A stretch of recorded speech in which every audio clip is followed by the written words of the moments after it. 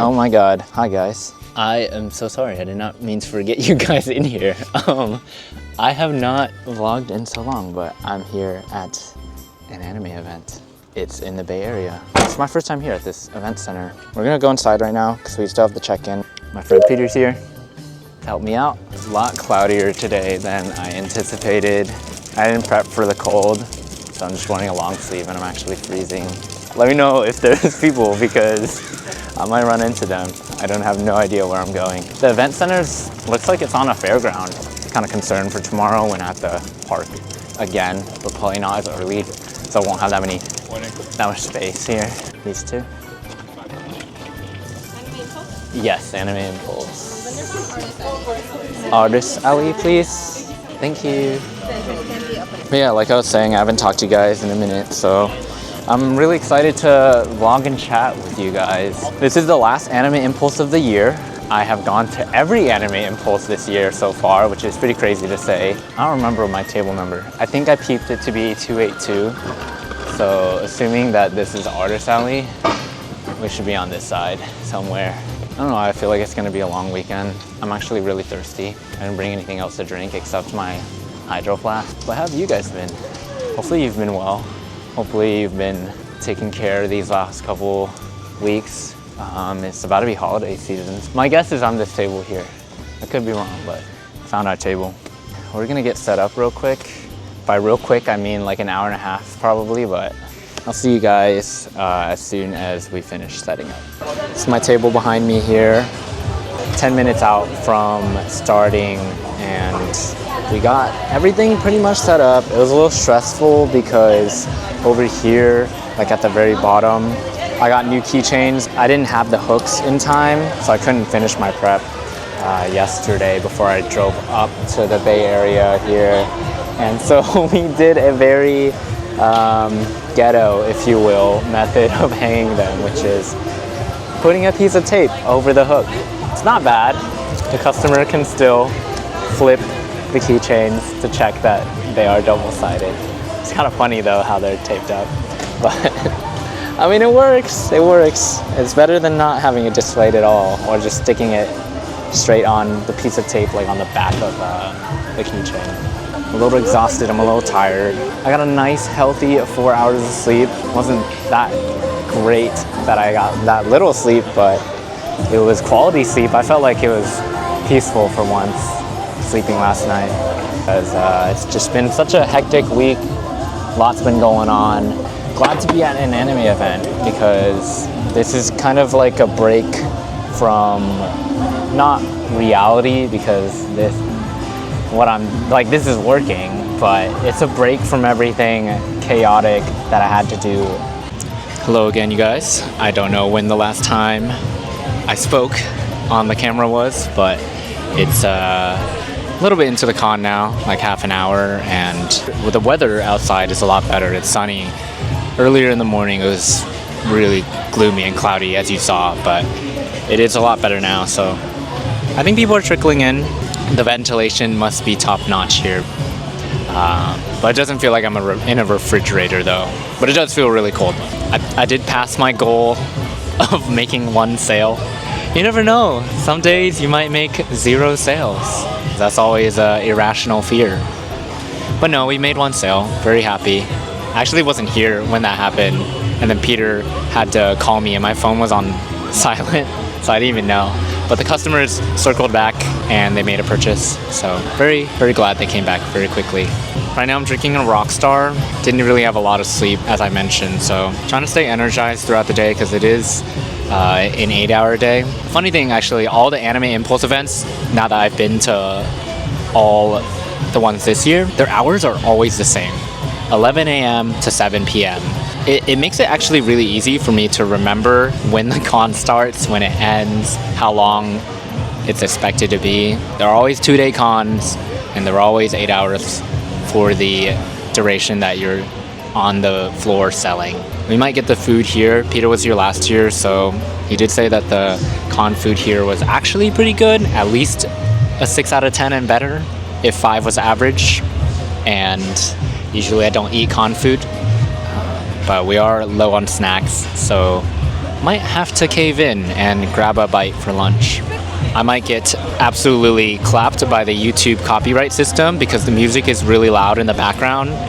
Hopefully it isn't going to stay that way the whole day, but I doubt it. They're playing music at this convention. It's pretty common, and we're right by the stage, like a couple of tables down, so it is really loud for us. I just made my Instagram post a little bit ago that I'm here at Anime Impulse. I don't think most of the people who are in the Bay Area would have known about me being at this event unless they looked up on my Linktree. I didn't really advertise this event very well on my socials, but here I am, enjoying a nice weekend. I haven't really had the chance to fully walk around since we did set up this morning. A lot of artists that I have not seen before. I heard a couple people say that this is their first convention, so shout out to them. Good luck if it is your first event. I'm sure you guys made big monies. I heard this is a good show for people in the Bay Area. They don't have a lot of NorCal shows, so it's nice to pop in every once in a while, do an event in NorCal, because most of the events I do are in SoCal. Increasing my presence in the NorCal scene. Just kind of want to talk about the convention so far. Now having had the chance to go to all the Anime Impulse events. Now, I mean, they're pretty much all the same. You have Anime Impulse, K-Play Fest, Sneaker Expo, which they actually don't have at this convention. They had it last year, but I chatted with someone who did this event last year, and they said the sneaker scene is kind of dying down, and so they just have the Collectors Expo at this one.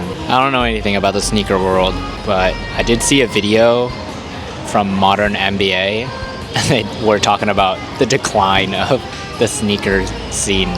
Which is kind of tragic, which hopefully we're not wrong about the artist alley scene. Anime is on the come up. Eastern culture is integrating pretty well into the Western side here, so I doubt that anime will die out in the next like 10 years, which probably encompasses the time span that I'll be doing this tabling at conventions and such. And I did just recently sign up for the Anime Impulse LA show next year again, so we're going to be returning to the Pomona Fairplex. And that was like, it was kind of like Anime Los Angeles, first come first serve nightmare part 2, because you get a priority registration email, and you can, when you open it with the password, everyone is thrown into the page where you can pick your table, and obviously everyone wants the tables that are close to the entrance or in the middle, and so you have to click on a table and check out before someone else does. And so I clicked through like 6 different tables, tried to enter my information as fast as possible. I was typing some of them because I didn't have certain text boxes automatically filled in, and then it would pop up as sold out, and then I would have to refresh the page, go back in, click another table that I think like on the fly was good, because I didn't really look at the map that intentionally, and so it was like a scramble to get a table. I ended up getting one. I didn't realize that it's also close to another entrance, because there's 2 entrances to the building, and so it's actually not a bad table that I got, but I thought that it was bad. I was like, I clicked through 7 tables and I ended up with one that was off to the side, and I was like, oh no, we're screwed. And then shortly after, Anime Impulse, their support email sent me like a message saying, hey, we didn't see that you had the priority registration link. Can you send confirmation that you actually had access to the link, that we had you on record as a artist/table? And I was like, what the heck?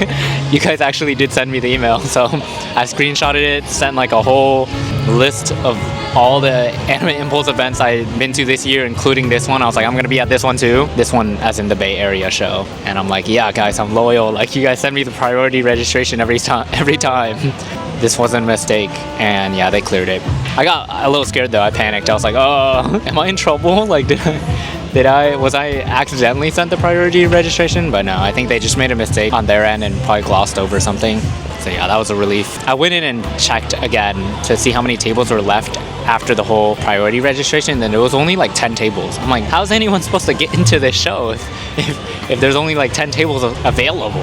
I know a couple people fly out from other states to come to these conventions, and they're not the largest show. Anime Impulse is mostly based in California. So it's not too hard for me to drive up and down NorCal and SoCal to go to these shows, find local lodging with some friends, and do the show because my expenses aren't that high. But yeah, not a recommended show for out-of-state people. Which I'm curious, like, for people in Texas or New York or Florida, like, do you guys have shows like Anime Impulse where they do a tour or a circuit in your general, like, state, and they have different shows in different cities? Because I don't know about those since I don't live in those states. But yeah, I'm kind of curious. And it makes sense to be in California though, because California is hugely saturated with anime convention. And I did not know about that until I became a part of this scene and circuit. Like I said in previous vlogs, I literally only knew about my hometown convention, and I probably heard things about Anime Expo, but I didn't know what it was. To know that there's a lot of shows that exist, I have to reframe my mindset sometimes into the normal person where, like, you would probably only go to a smaller local show if you're local to that area. For example, if you're in the Bay Area, if you're in San Mateo, SF, San Jose, you might know about this show, seen it in an advertisement or a friend shared it to you, and then that's why you decide to go to this show.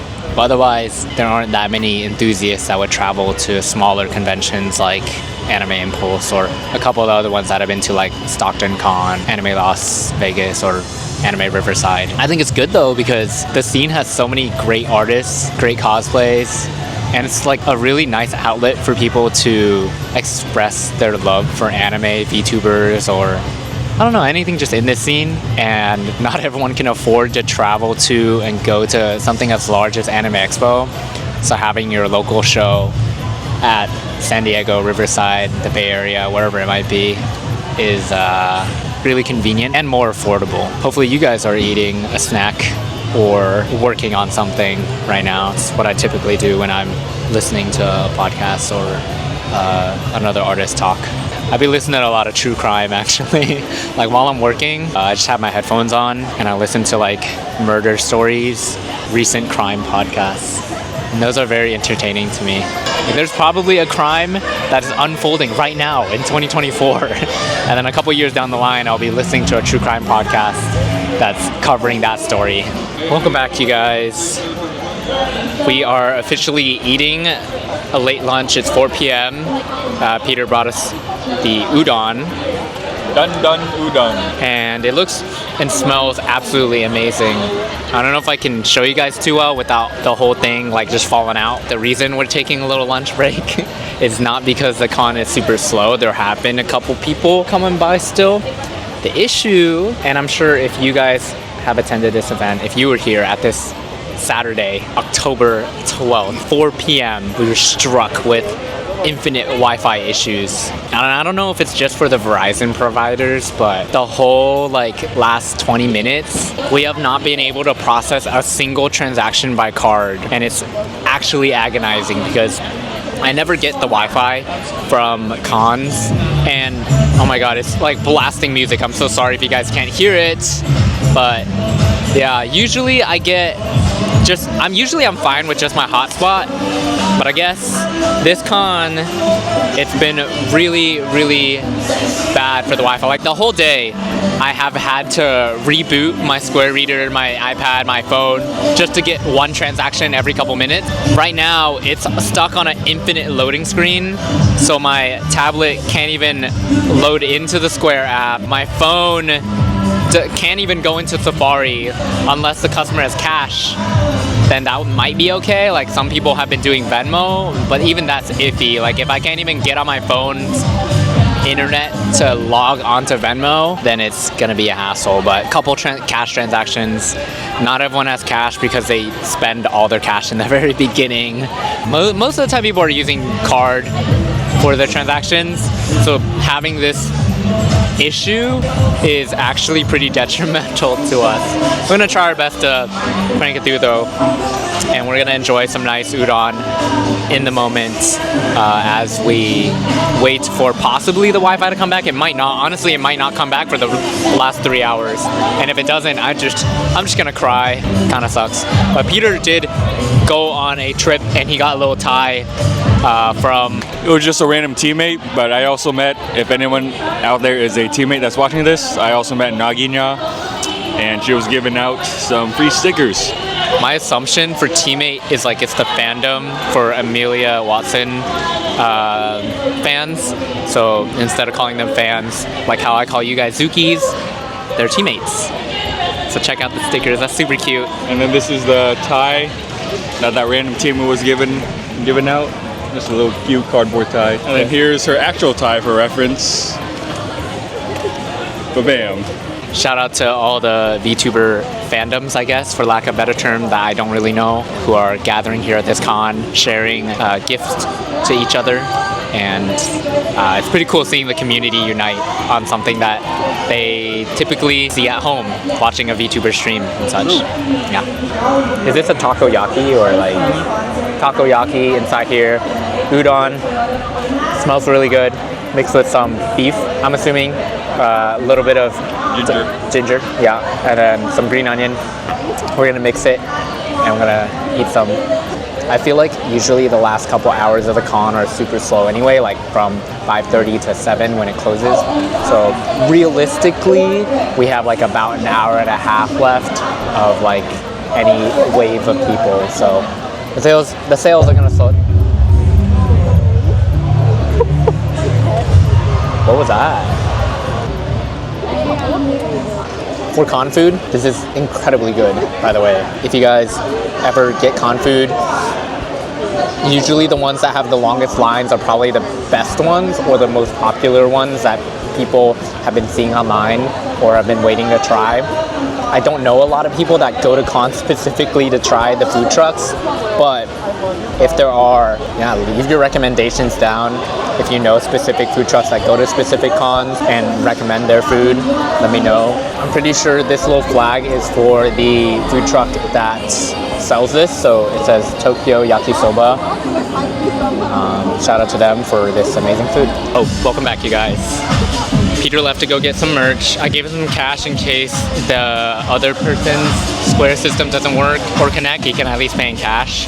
But I do have his phone for the Square terminal right now because, like, for whatever reason, his provider, it works and the internet and hotspot is fine on his phone, but I guess not on mine. I guess Verizon is just absolutely cringed for this event. We're gonna be on Peter's phone for a little bit. We're gonna cry if it doesn't work tomorrow because Peter's not gonna be here tomorrow, and so I'll be on my own, and if I struggle to get any card transactions done because my internet provider decides to blank out on me, then that's a little bit of a tragedy. But I think I have a few customers right now, so I'm gonna chat with you guys in a sec. I'll be right back. Finally, the music has stopped. Welcome back, everybody.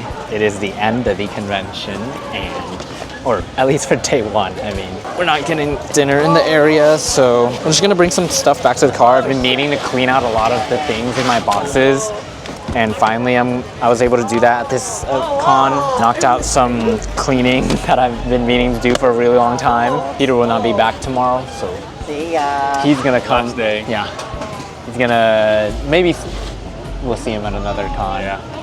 With this again. I'm coming back with this if I come back. Yeah, because this one he came in like this, but once the con started, he had to rep his Oshi. Heck yeah.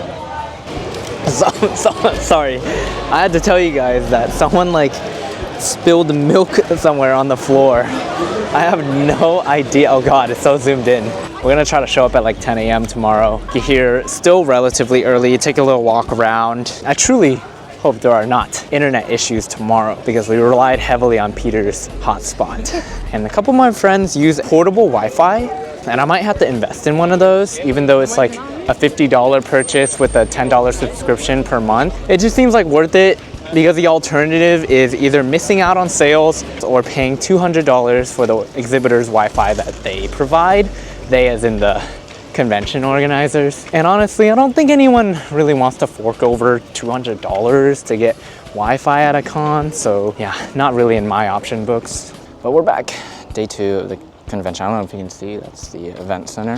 Got a little bit of stuff with me before we pack out. Gotta lock the car real quick, actually. We are back for day 2 of the event. For you guys, it was like about 3 seconds, and for me, it was a nice 8-hour sleep, long night, decent dinner.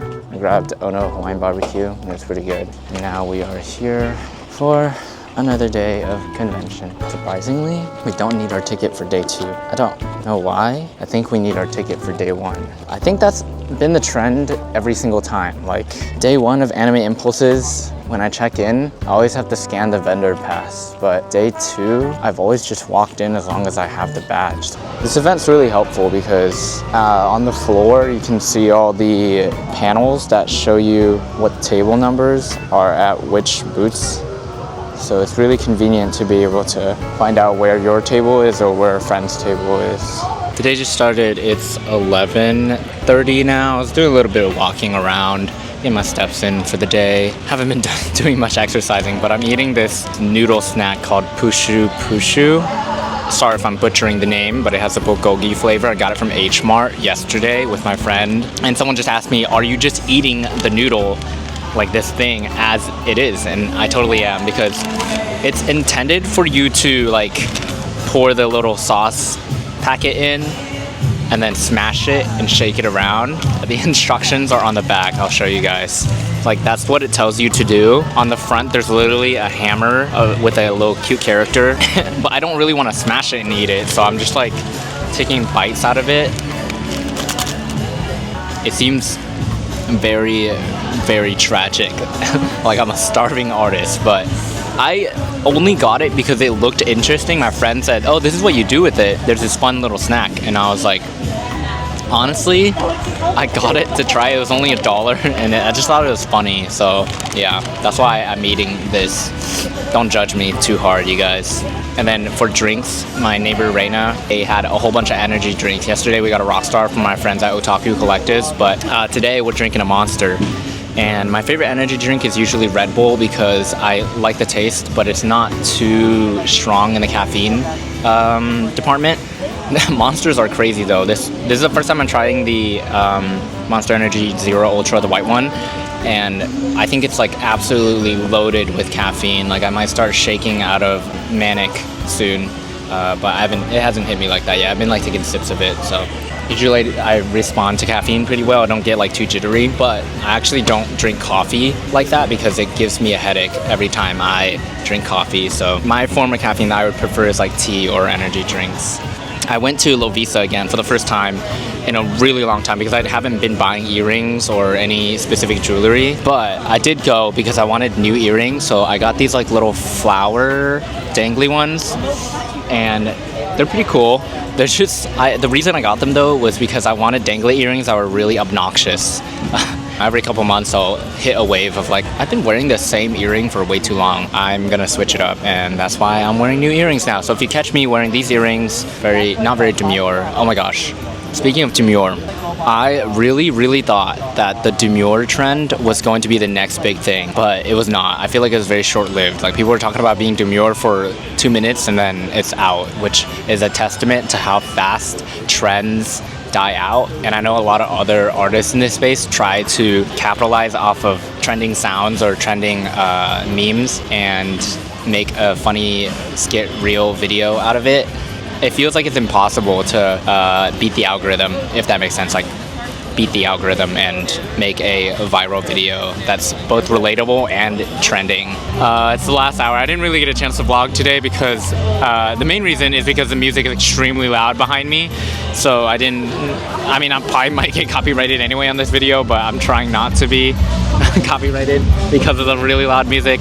So yeah, that's why I barely vlogged. Anyway, I'm gonna go walk around during the last hour of this event pretty much at 6 because there's really not a lot going on, barely any sales, so it's unrealistic for me to really want to sit behind my table for the last hour. I'm probably gonna try to walk around. Made a little BRB sign. I used Erica's sticky note, Erica from Picolin Studios. Shout out to her. Wrote BRB, I'll be back soon. And I might not be back soon according to the little note, but Yeah, I kind of just need a little break from being behind my table today since I've been solo. I'm pretty tired, and most people want to get out of here. You know, it's the last hour. Some people are slowly packing up. A couple empty tables actually, so you'll see as I'm walking right by one. I guess some people either didn't show up or they also packed up early and they left. I do think for once though, the location of your table is a little more pertinent to how you perform, because a lot more artists in the front here are getting a little more foot traffic than where I am placed. And so, I don't know, maybe there's a factor there for why some of the tables aren't doing as well. Yeah, like this section, it's pretty crowded right there. Oh, hi. How's it going? Do you want to say hi? Hi. This is Rod.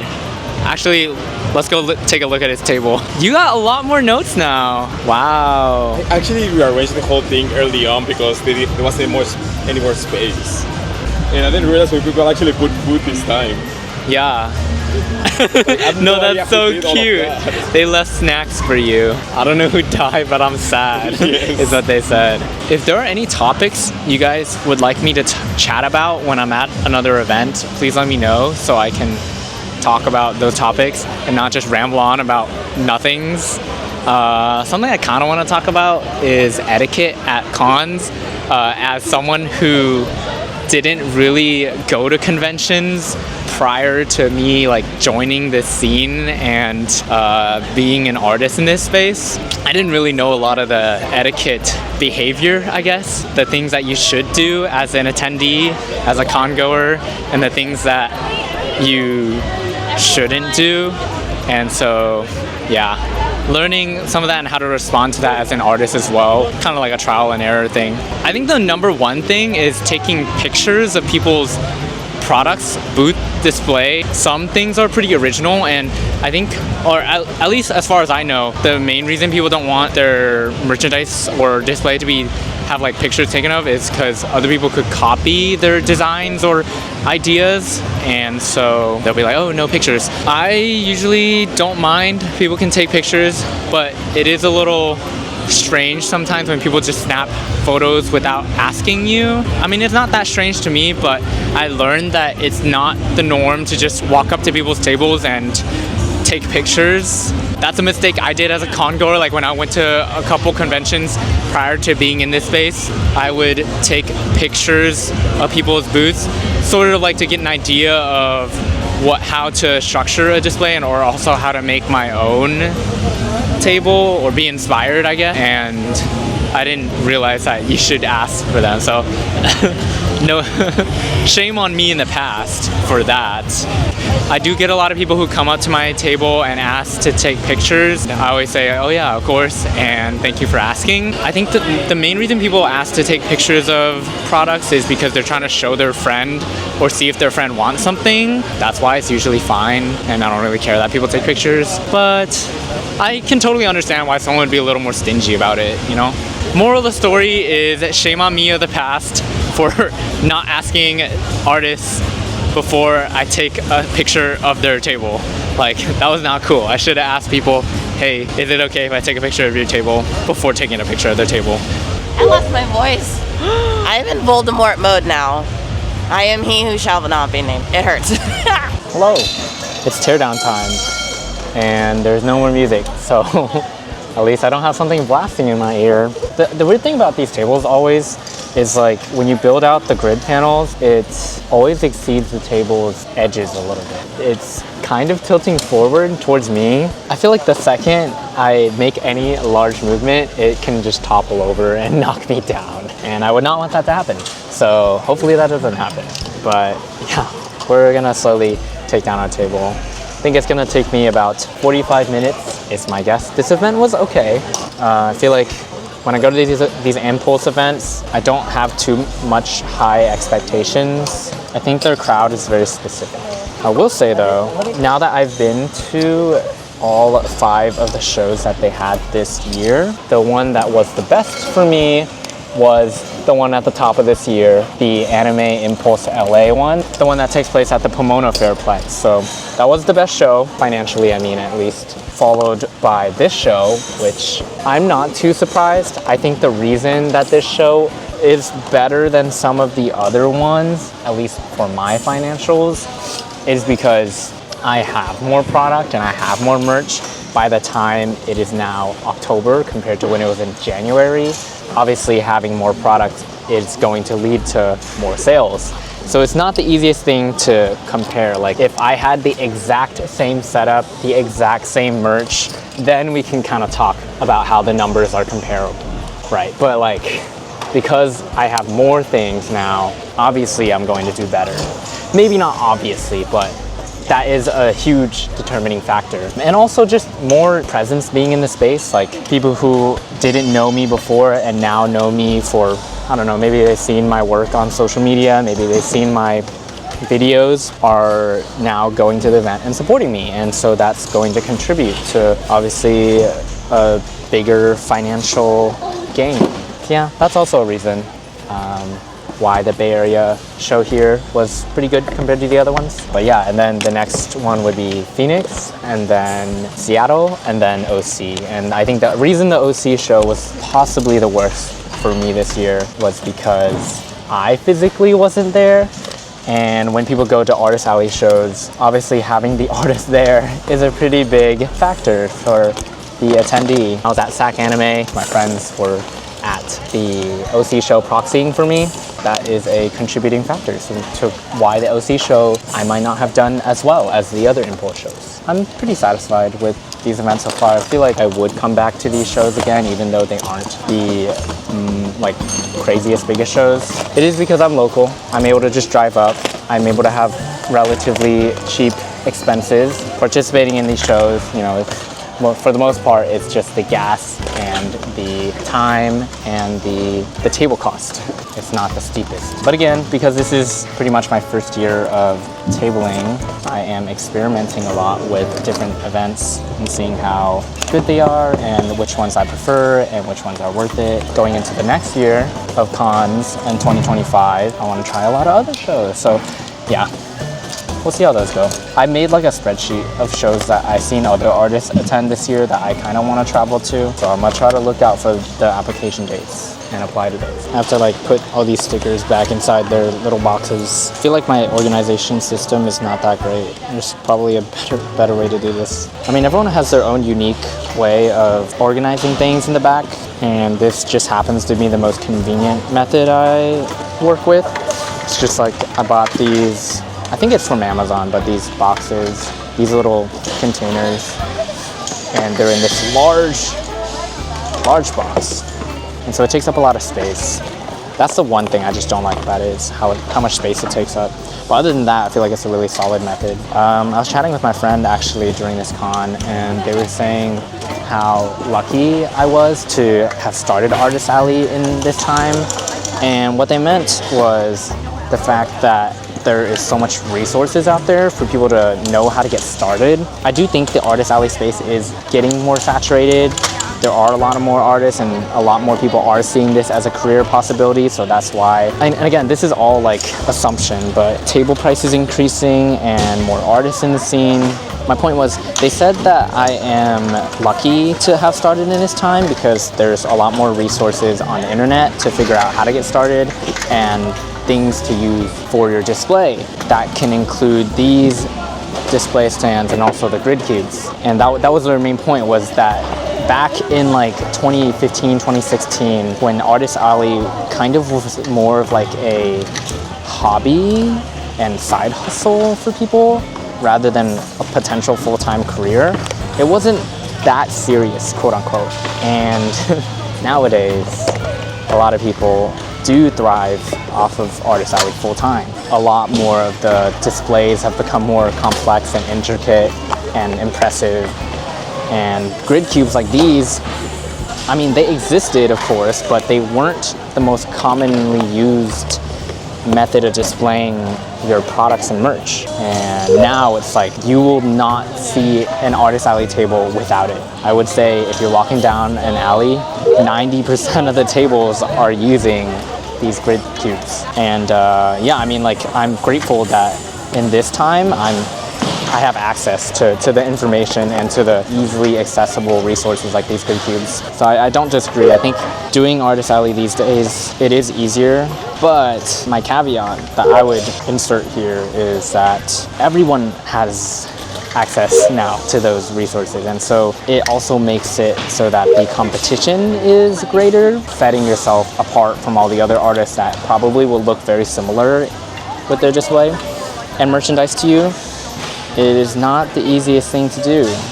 I know a lot of people who do this both part-time and full-time, and a lot of people do want to do this full-time, and the push to do so is it's a steep hill. Anyway, I don't know, that's just kind of my thoughts on it. Whenever you start, it's always going to have some factors that make it more difficult, more or less difficult. Okay, now it's time to take down the chonker.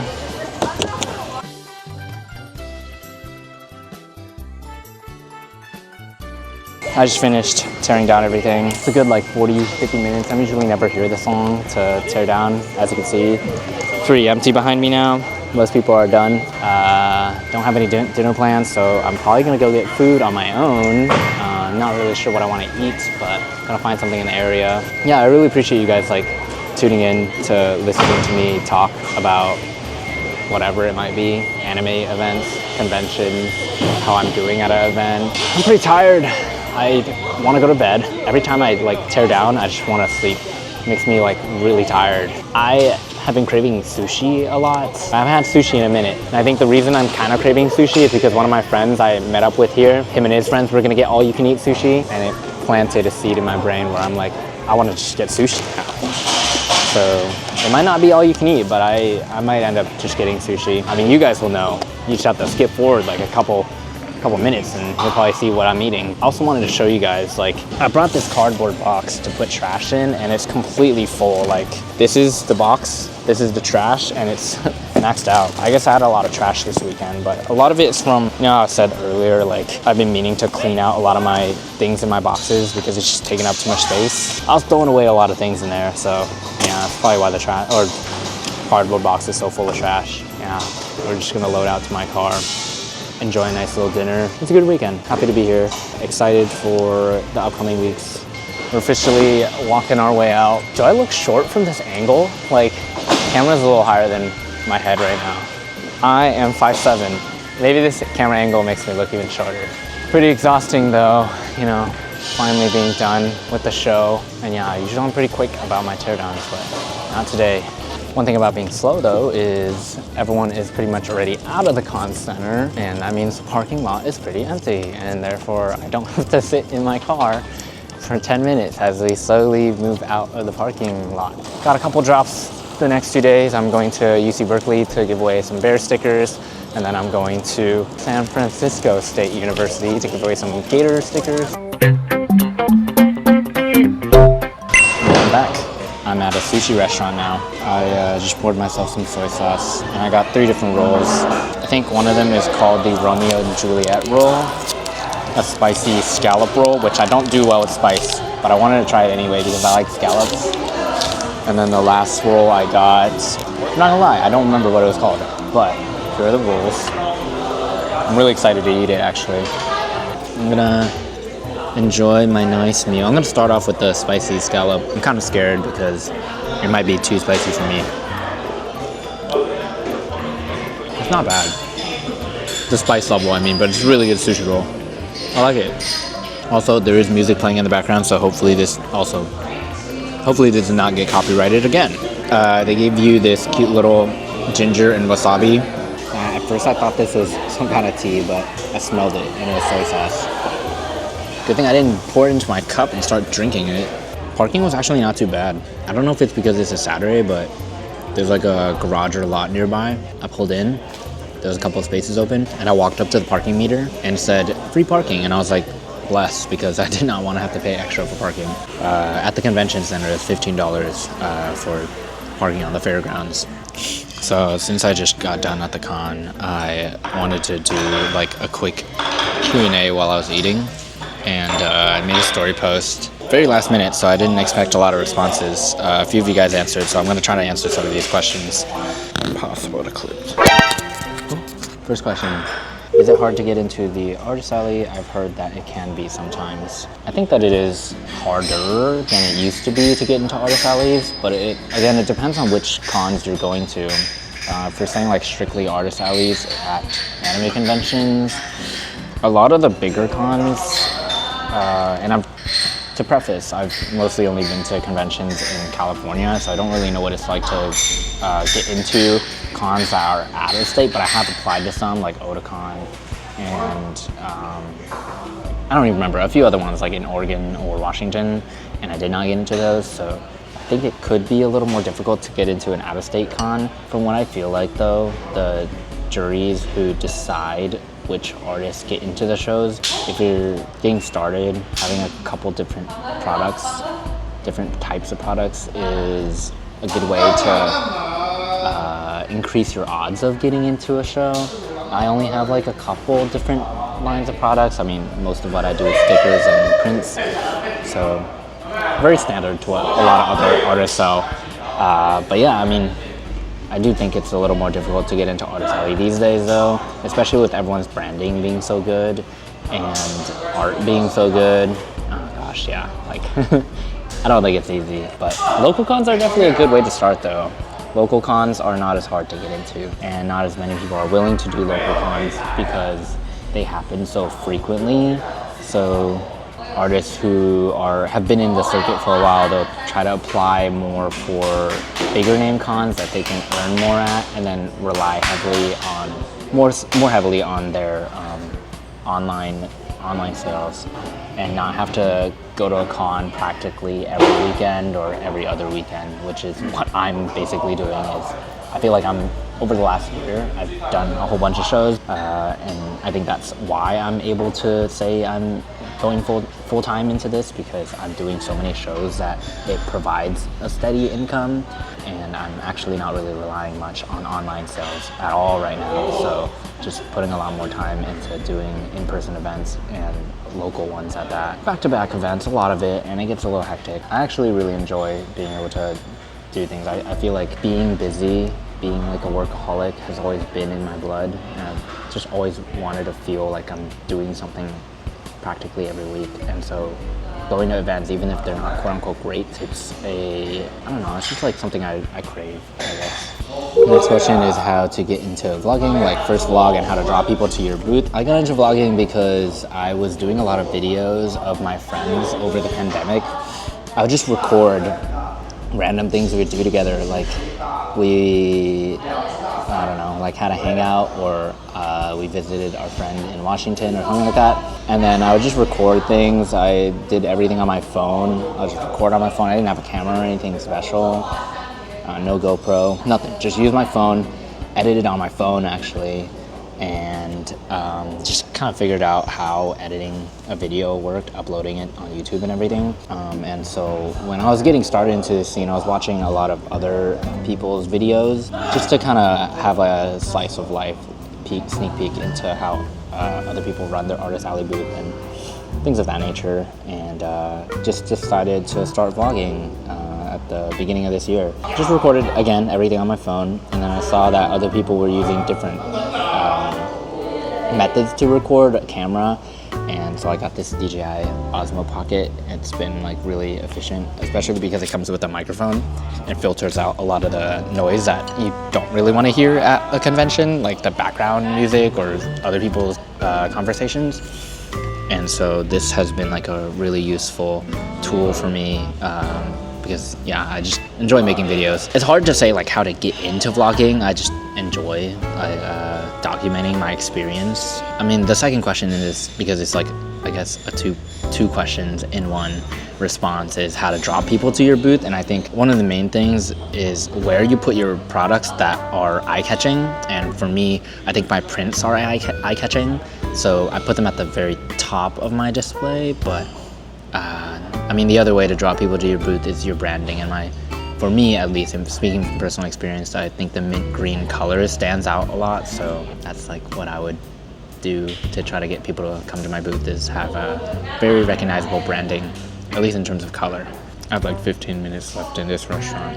I haven't even eaten all my sushi yet, so. What are your favorite kinds of interactions is the next question. I really like the interactions when people tell me they've seen a certain video of mine or they've watched me on YouTube, actually. Those are very, I just feel like what I'm doing is making a difference. My goal is always to inspire and influence others in a positive way, and so I feel like usually my videos are the means for me to do that. So having people, or knowing that people actually watch them is a really rewarding feeling when I have an interaction where someone tells me they've watched my videos and they've enjoyed it or thought it was funny.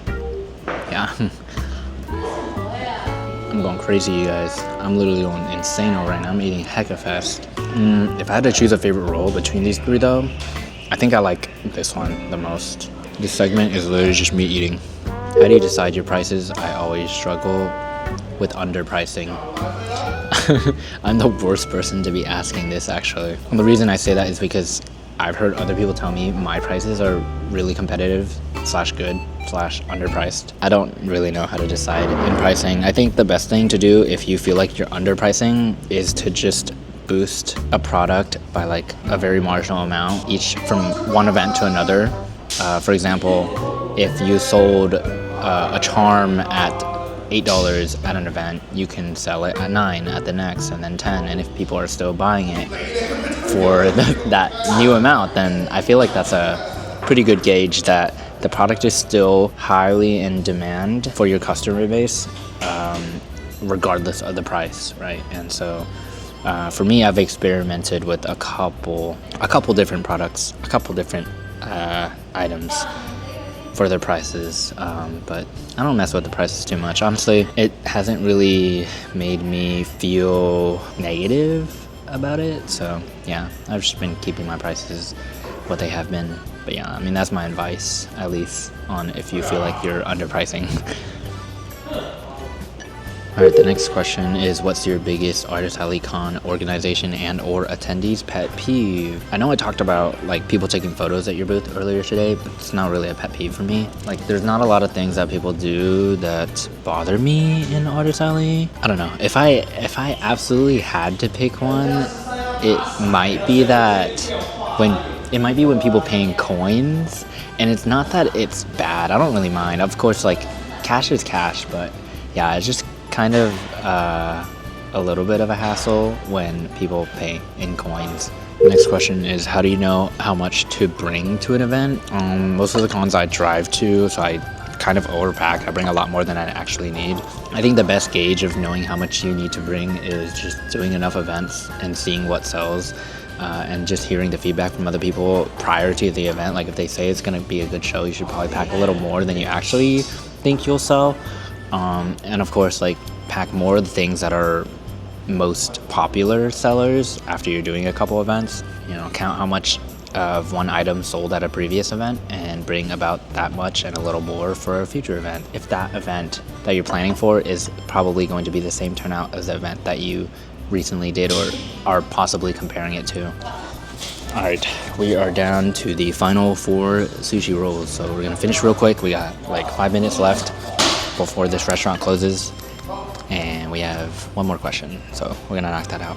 Okay, the last question is, how would you handle being put in a bad location at an event with little foot traffic? That's like a really tough situation to be in, because there's not really a whole lot you can do in terms of changing any outcome of your sales for that day. Like, unless there's an open table at a better location at the event, you can maybe ask an organizer if you're able to move your table, but other than that, like, the best you realistically can do is just to keep your spirits high and have like just as much interaction with customers.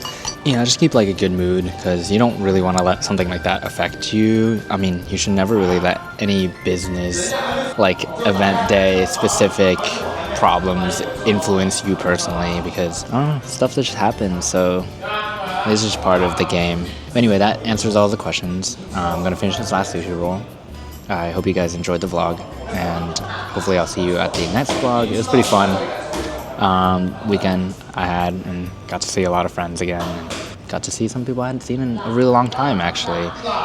One of my friends from middle school came by, and I literally haven't seen them since middle school, and they came up super excited to chat with me. So yeah, that was a nice experience. And if you want to check out any of my other vlogs, if you're new here, definitely go ahead and click onto my channel. There's a whole bunch of videos, and see what I have been up to in the last year. Cheers, you guys. Hopefully you guys are doing well as well out there.